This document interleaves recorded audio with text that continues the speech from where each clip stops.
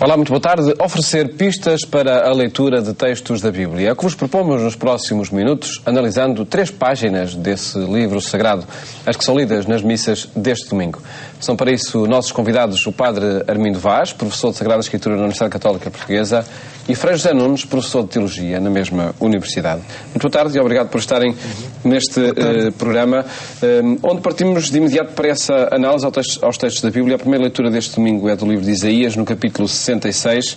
Padre Armindo Vaz, que promessa se faz, que horizonte é traçado em torno da cidade de Jerusalém? Jerusalém aparece aqui como personificada, a representar todo o povo de Israel. O povo de Israel que no século V, por volta do ano 500 a.C., tinha saído de uma grave crise política e social, a crise do exílio, em que a fina flor do povo de Israel tinha sido desterrado para Babilónia.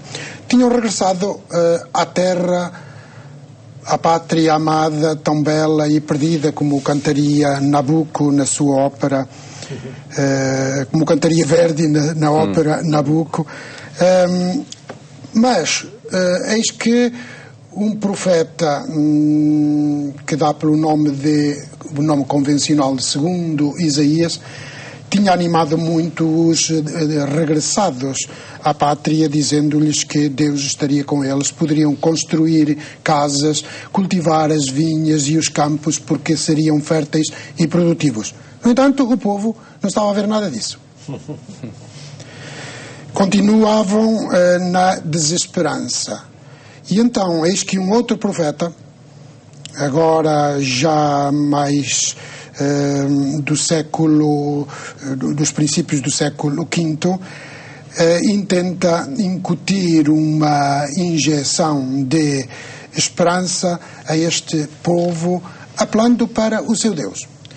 Ele procura assim tocar as fibras mais sensíveis do povo, que são as fibras da humanidade, as fibras dos sentimentos e dos afetos humanos. E então representa a Jerusalém como uma autêntica mãe que acarinha os seus filhos, que pode acarinhar os seus filhos, mas isto porque Deus está na base desta esperança. Portanto, este profeta, por um lado, toca a fibra da saudade, a saudade da pátria, do torrão querido onde o povo tinha nascido, a saudade da pátria, mas por outro lado a esperança de um futuro muito melhor.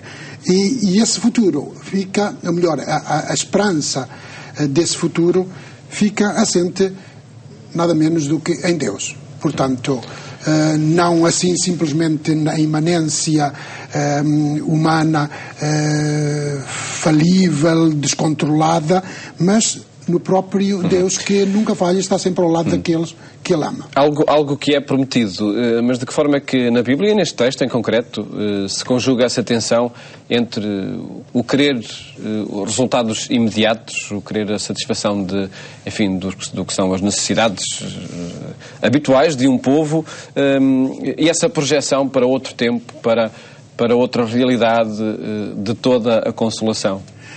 Essa projeção para um tempo futuro aparece muito frequente na Bíblia, nomeadamente nos profetas. Mas, apesar de ela aparecer literariamente formulada em futuro, em termos de futuro, com os verbos no futuro, farei correr para Jerusalém a paz como um rio, etc., alegrar-se-á o vosso coração. Apesar de tudo estar formulado no futuro, o que o profeta queria indicar era já um presente. Não é um tempo de calendário, é um tempo salvífico. É o tempo que os gregos chamariam o tempo kairos. É um tempo determinante. É um tempo que vem dar sentido a todo o outro tempo cronológico, ao tempo cronológico que nos deteriora, nos massa e nos mata. Frei José Nunes, esta é uma experiência que acontece em cada tempo, não é? Pois é. A gente estava a ouvir o o padre Armindo a falar e parecia o nosso país aqui e este governo que temos, não é? Quer dizer, é uma desgraça. Não é? É um problema social gravíssimo, problemas sociais gravíssimos, e a gente do governo sempre a dizer que sim, que isto vai, e a gente a ver que não vai nada. Que era exatamente o que acontecia naquele tempo, não é? Mas dizer agora que o governo são os profetas também é um bocadinho... se calhar não será tanto assim, não é? Mas as profecias serão outras. As profecias serão outras. Exato. E então é preciso verdadeiros profetas, quer dizer, é preciso profetas... profetas da desgraça não precisamos. E de profetas mentirosos também não precisamos. Vendedores de ilusões. Então o que a gente precisa realmente são de profetas como este, que falava o padre Armindo dos princípios do século V antes de Cristo, profetas que realmente consigam de maneira profunda, verdadeira, dar esperança e alegria ao povo. Não esquecer que a palavra que talvez apareça mais vezes nesta leitura é alegria. Portanto, o povo precisa de alegria. As pessoas, nós, eu, tu, ele, nós, vós, eles, quer dizer, nós precisamos de alegria. E precisamos que quem nos dê essa alegria e essa esperança. E essa alegria e essa esperança realmente fundamentam-se em Deus. É verdade que Deus não tem propriamente um programa político ou social, nem económico, nem financeiro. Não tem. Isso não tem.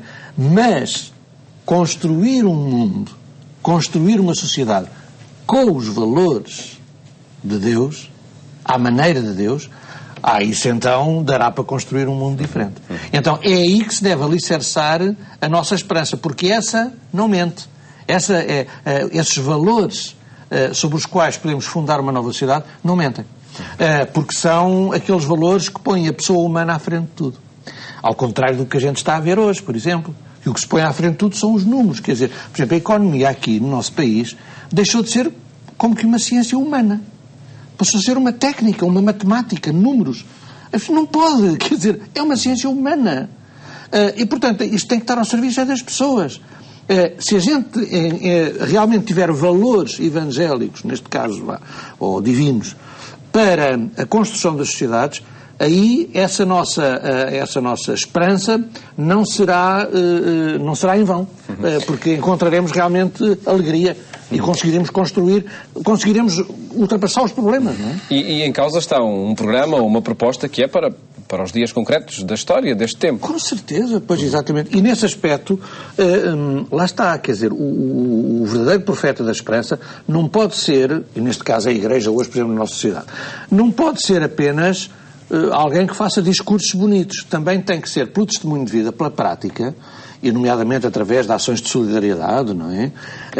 E também de luta e de reivindicação, com certeza.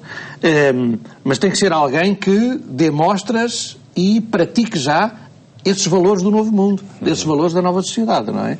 Mas há aqui realmente uma atitude profética de exigência de algo novo.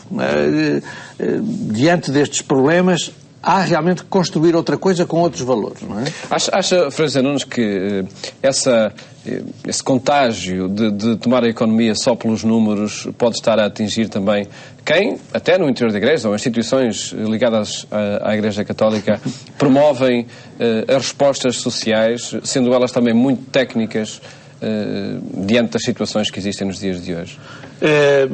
Quer dizer, pode haver essa tentação, mas quer dizer, ou esse perigo, mas eu, do que conheço, vejo que as instituições mais de solidariedade e mais ligadas à Igreja fazem, sobretudo, um bom trabalho, quer dizer, e passam por dificuldades, também têm cada vez menos apoios, mas buscam realmente caminhos de solidariedade e com um espírito não tecnocrata, não tecnicista, quer dizer, apenas. A gente procura ver, e há essa preocupação em muitos dos centros sociais, dos lares, há essa preocupação de apostar nas relações humanas, de ter um cuidado no atendimento do outro, seja o idoso, seja o doente, seja a criança. Quer dizer, até a formação dos agentes e dos técnicos e dos profissionais para isso. Portanto, eu penso que aí Portanto, a Igreja tem muitos pecados, mas aí não é onde ela os tem mais. Aí há que tem muitas virtudes e há que as exaltar, não é? Consegue, de facto, propor um novo programa, um novo projeto a partir da pessoa. Passamos à análise do texto do Evangelho que se escuta nas Eucaristias deste domingo. Ele é retirado do evangelista Lucas, no capítulo 10.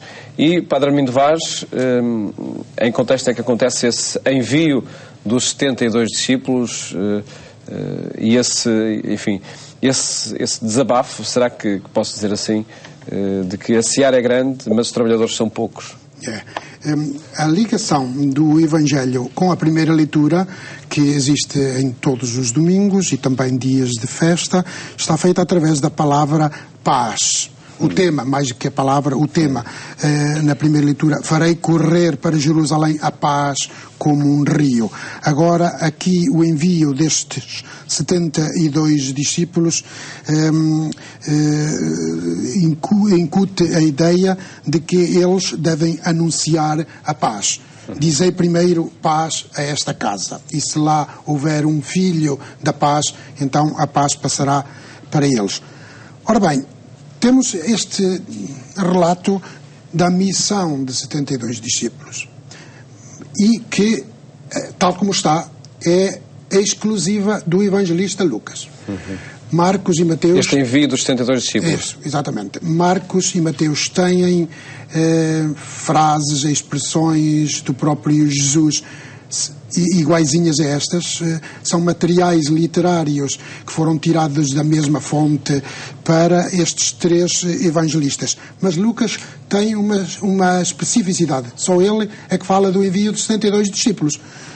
Os outros falam do envio dos 12, por parte de Jesus. Também Lucas, no capítulo 9, portanto no capítulo anterior, fala do envio dos 12 às aldeias de Israel.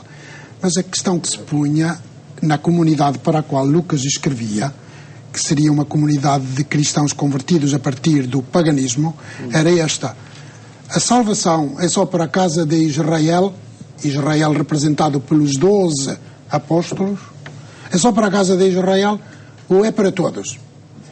E Lucas claramente no seu evangelho defende esta tese. A salvação de Deus é para todos. E então, para isso, ele faz esta descrição deste envio de 72 discípulos. 72, mais uma vez, os números têm valor simbólico na Bíblia. Só aqui é que aparece no Novo Testamento, em todo o Novo Testamento. Este número 72. Este número 72. Curiosamente, alguns manuscritos do original grego, da língua original grega, falam também de 70 discípulos. E o valor dos manuscritos que falam de 72 e daqueles que falam de 70 é mais ou menos o mesmo. São manuscritos igualmente antigos e valorosos. Não há diferença nenhuma na simbologia.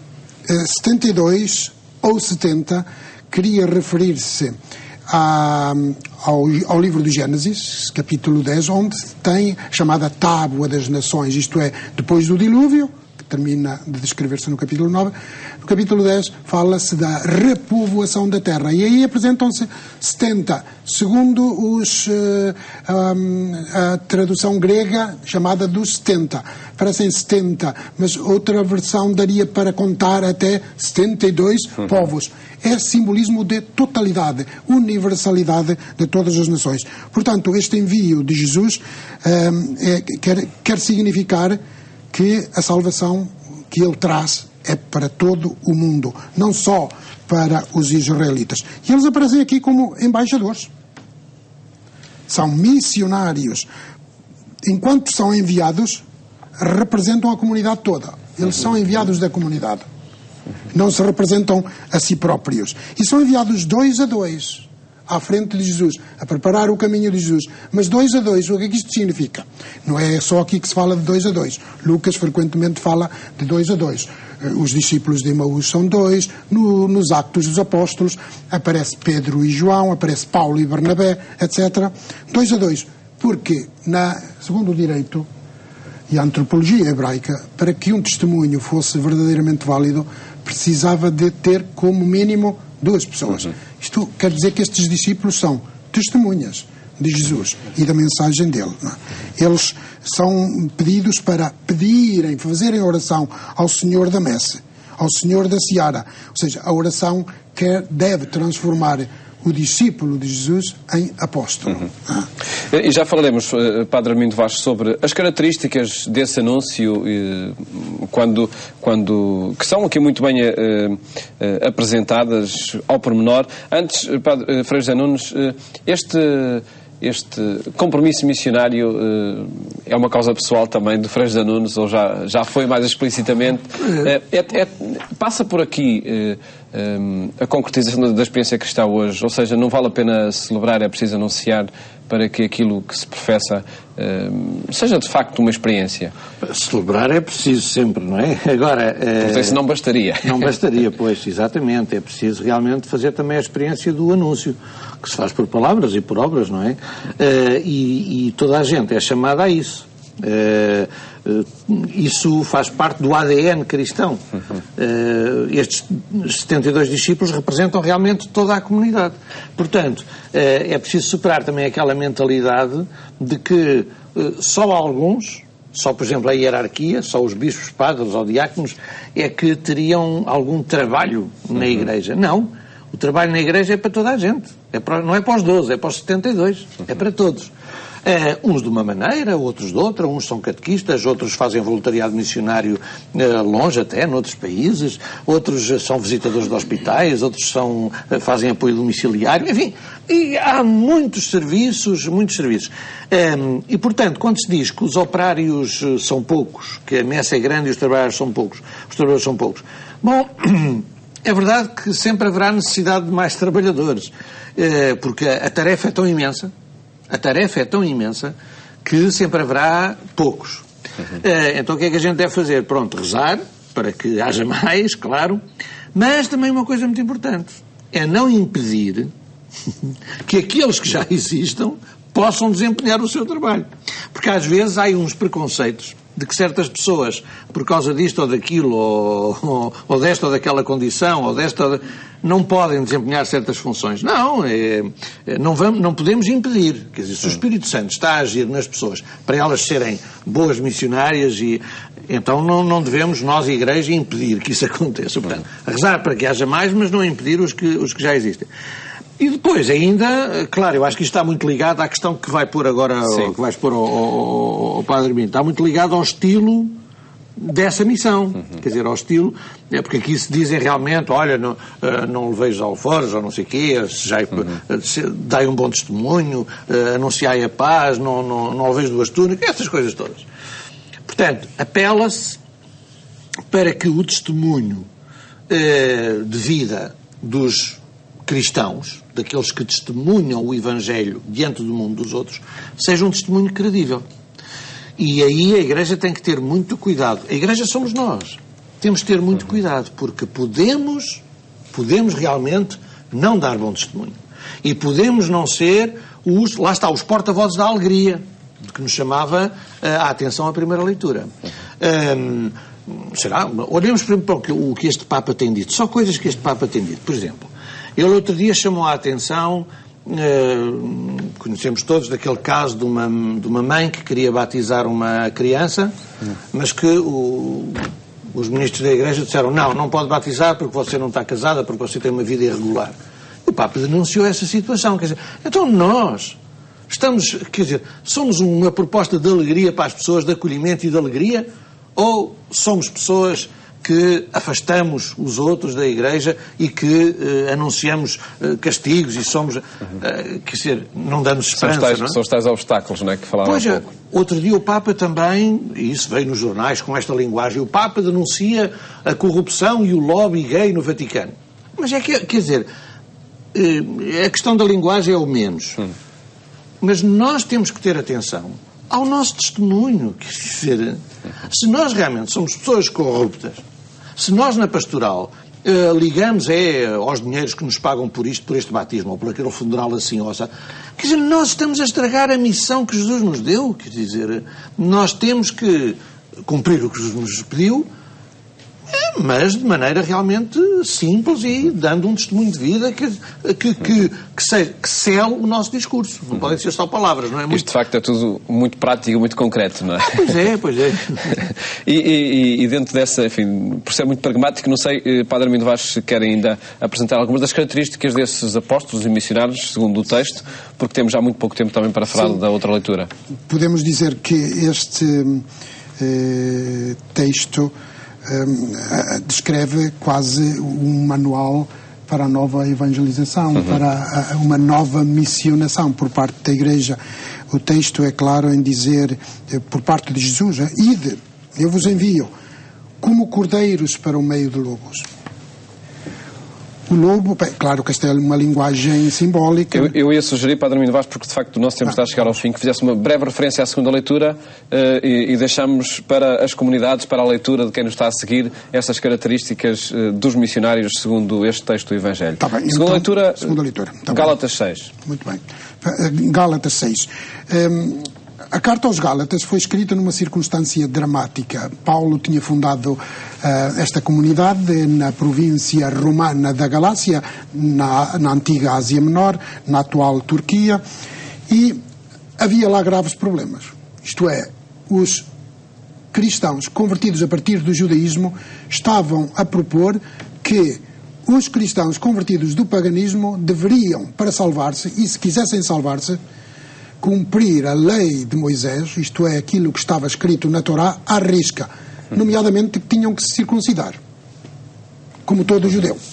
Só assim é que se poderiam salvar. E que, portanto, a salvação seria uma conquista de cada pessoa. Como? Cumprindo a lei. Paulo zangou-se com essa atitude e chama nomes feios aos Gálatas, nós chamamos-lhes autenticamente insensatos. Insensatos. E o que é que ele lhes propõe? Diz-lhes nessa carta, e agora aqui neste trecho, faz um resumo de tudo. Diz-lhes que nem a circuncisão, nem a incircuncisão valem alguma coisa, ou seja, não vale nada o facto de ser judeu ou de ser pagão, de pertencer a uma raça ou outra. O que tem valor é a nova criatura, ou seja, não é um sinal exterior que caracteriza o discípulo de Jesus. O que o caracteriza é a interioridade, isto é, a nova criatura, a nova criação, transformada na pessoa de Jesus. Mensagens que serão, por certo, também para os dias de hoje. Nós, infelizmente, não temos mais tempo. Agradeço-vos terem estado neste programa, onde apresentamos mensagens que os textos da Bíblia sugerem a quem nos escuta nos dias de hoje. Votos de um bom fim de tarde, ótimo fim de semana, até de hoje a 8 dias, se os quiser.